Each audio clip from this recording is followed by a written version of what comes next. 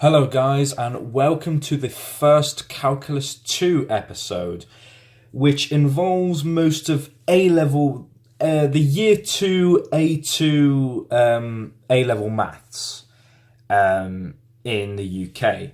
So, what we're going to be talking about today in Calculus 2 is we are going to learn how to differentiate sine x and cos x using first principles. How do we get from one trigonometric function into another?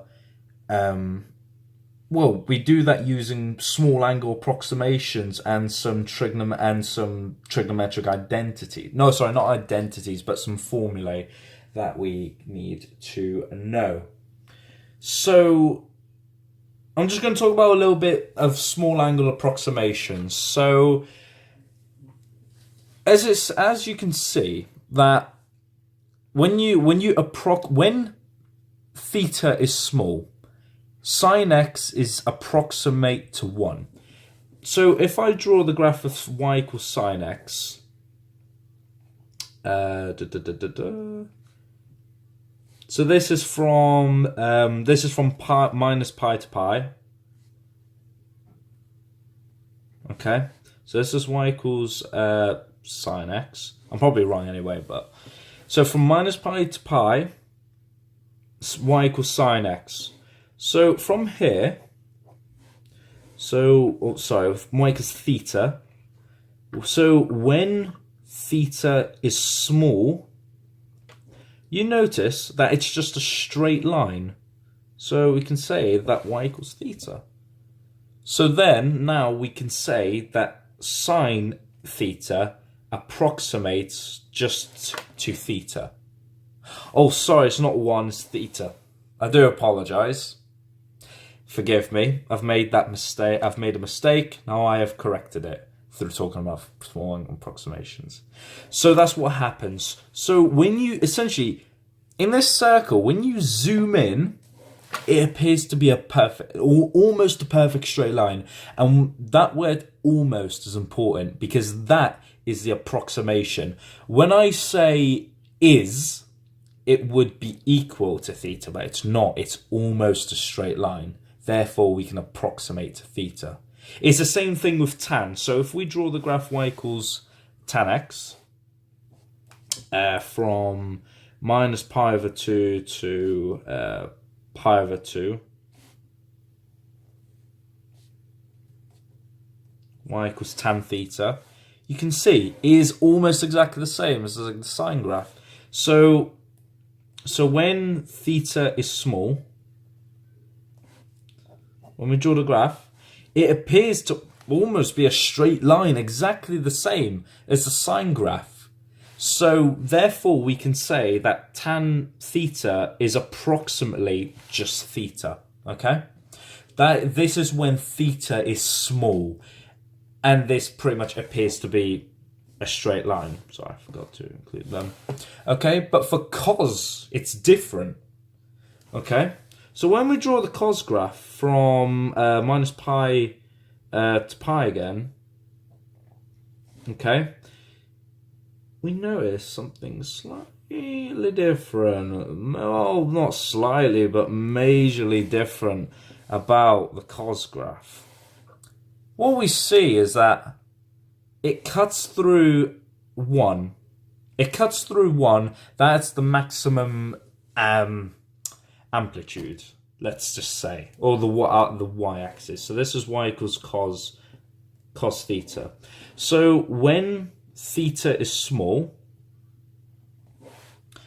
when theta is small, if we just draw a straight line. So this is the y-axis. We can say that it's basically a quadratic, to say the least, because it's a curve cutting through the y-axis. We can say that at that point is 0, 1. So we can say that theta can be approximated. Cos theta can be approximated to 1 minus. And if you notice the curve shape, it's a quadratic, so it's going to be a negative there as well. And the equation of a negative quadratic is just theta squared over 2. That's it. That's literally just it. I don't know. Personally, I don't know why there's an over 2 over it. I just know that for a fact. Okay? So, we can say now that when theta is small,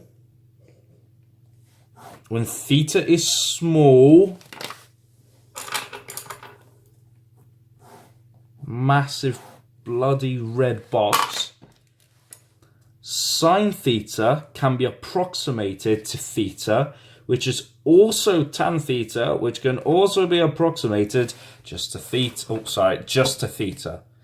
And cos theta can be approximated to 1 minus theta squared over 2. This is really important when we consider differentiating sine x and cos x, okay? So now we're actually going to get into the differentiation. Now we've discussed small angle approximations and why they've came to be. So we are going to prove from first principles. So, example, prove from first principles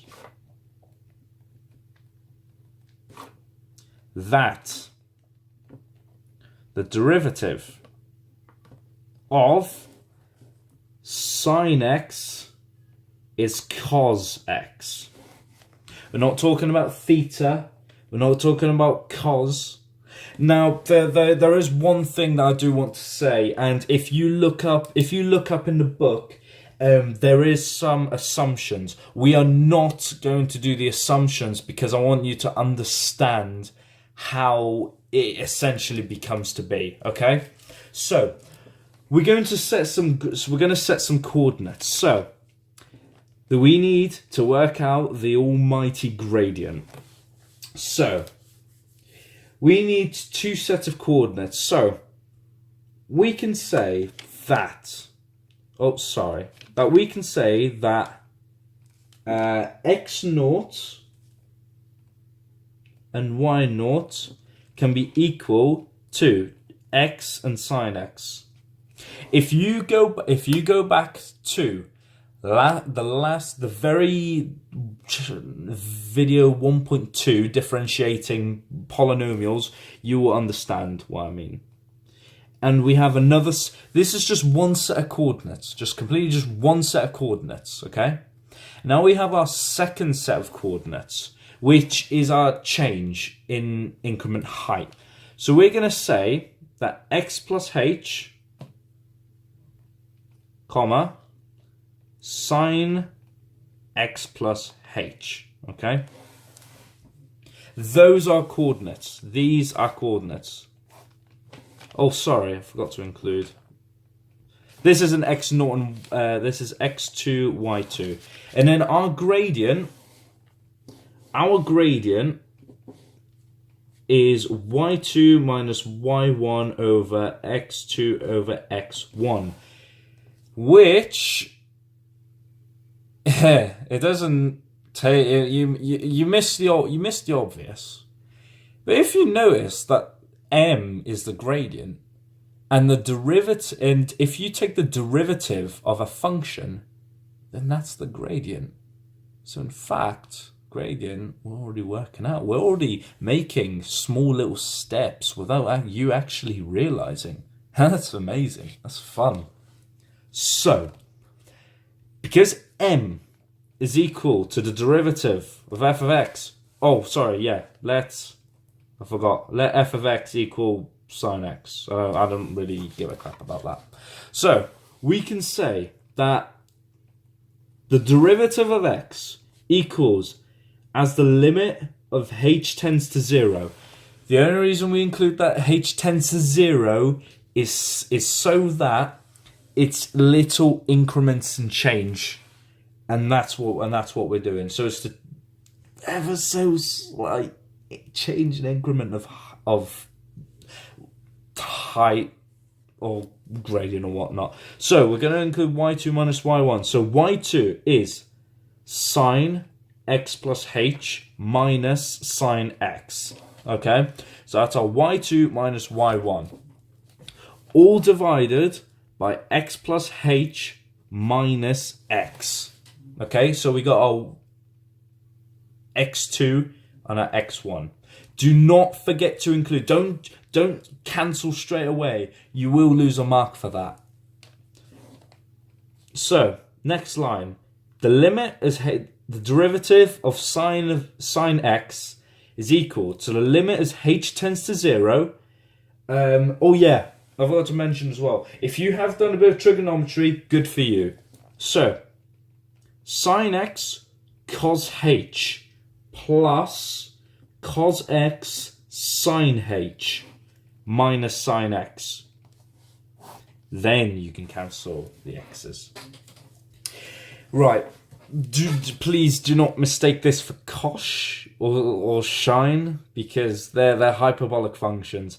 It's just you say it as cos h and sine h in this case, not cosh and shine, please. So this is using one of the trigonometric formulae. It's in the formula book. Don't forget. Sine x's are a and h's are b, basically, and then you can just literally just grab it out the formula book. Just remember to look for it. It's on the same page as the differentiation and the page before the integration stuff, and it's also on the same page as the small angle approximations as well.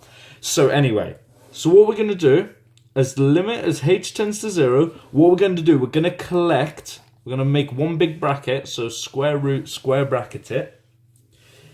We're going to collect our sines. So, sine x and sine minus sine x. So, we're going to get bracket cos h minus 1, because we're collecting our sines. So it's going to be cos h minus 1 all divided by h. Okay? Plus, we're going to collect our causes this time. Oh, sorry, I forgot about that. Sine x plus, don't forget, we're factoring sine x in this case. Plus, we're going to factor our causes this time. So we're going to get sine h, not shine, over h. Cos x, okay? That's what we're going to get, okay?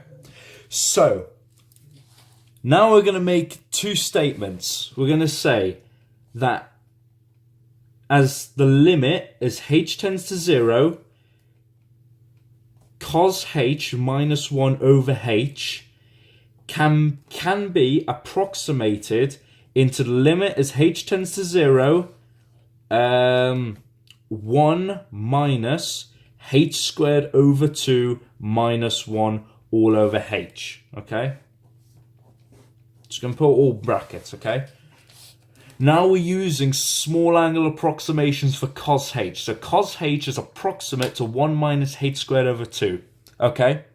So, now what we're going to do is, we're just going to make it equals now. So, the limit as h tends to 0, we're just going to manipulate this. The 1's cancel. So we end up, and the h's cancel as well. So we're going to end up with h over 2. And as the limit as h tends to 0 is just equal to 0. Okay? So, now, what we're going to get, as the limit of h tends to 0, sine h over h is approximate to h over h, the limit as h tends to 0. Put this statement there every time, please. It makes life not easier, but it just makes your life easier. H over h, which is just equal to the limit as h tends to 0, 1, which is equal to 1.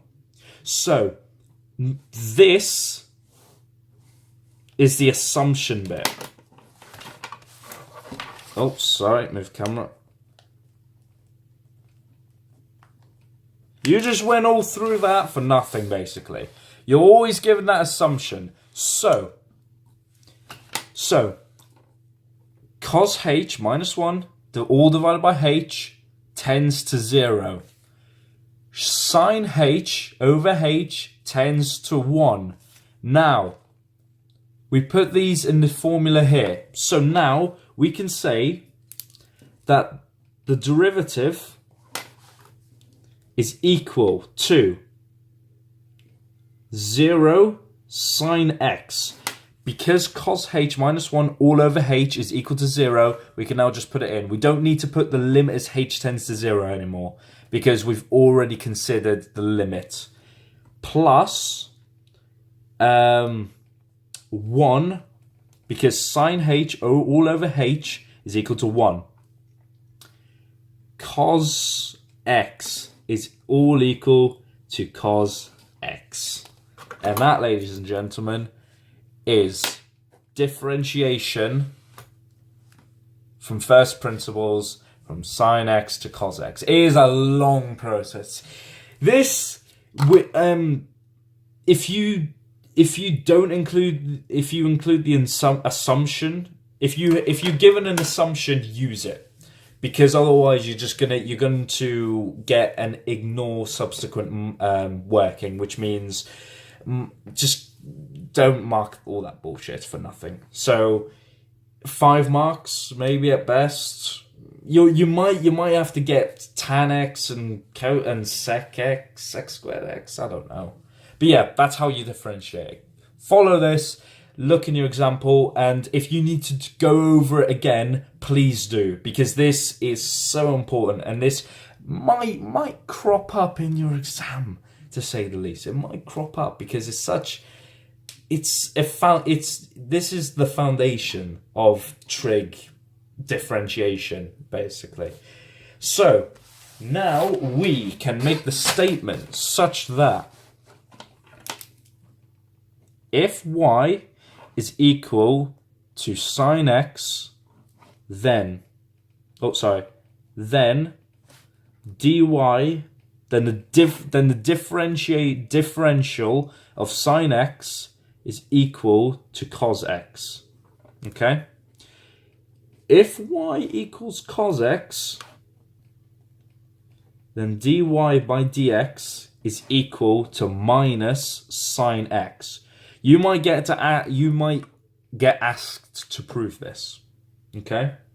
So now, if you differentiate minus sine, it goes to minus cos. If you differentiate minus cos, it goes to sine. So it's kind of like a cyclic thing.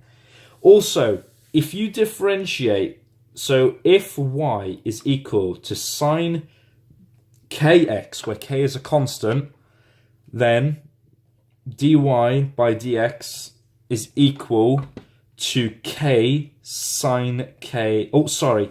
Oh, damn it. Drop my blue pen. Then differentiation is equal to k cos kx. Okay?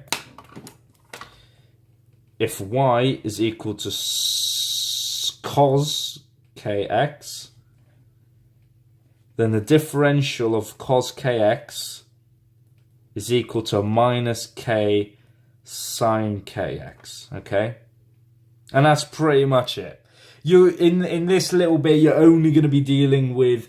I'm not going to set you any exercises. The only exercise I want you to do is prove by first principles that cos is equal to minus sine. I've got a massive headache, and I'm not really looking forward to working, if I'm being honest. So, a summary of literally just this page. Sine x if you differentiate sine x, it goes to cos x. If you differentiate cos x, it goes to minus sine x. If you differentiate minus sine x, it goes to minus cos x. And if you differentiate minus cos x, it goes back to minus sine x. And the loop starts going over and over and over and over and over and over again. Also, if you integrate, it is the complete opposite way around. So if you integrate cos x, it goes to sine x. If you integrate minus sine, if you integrate sine x, it goes to minus cos x, and vice versa and whatnot. I am very tired, and I need to go. So I shall see you all next time, and have a good one.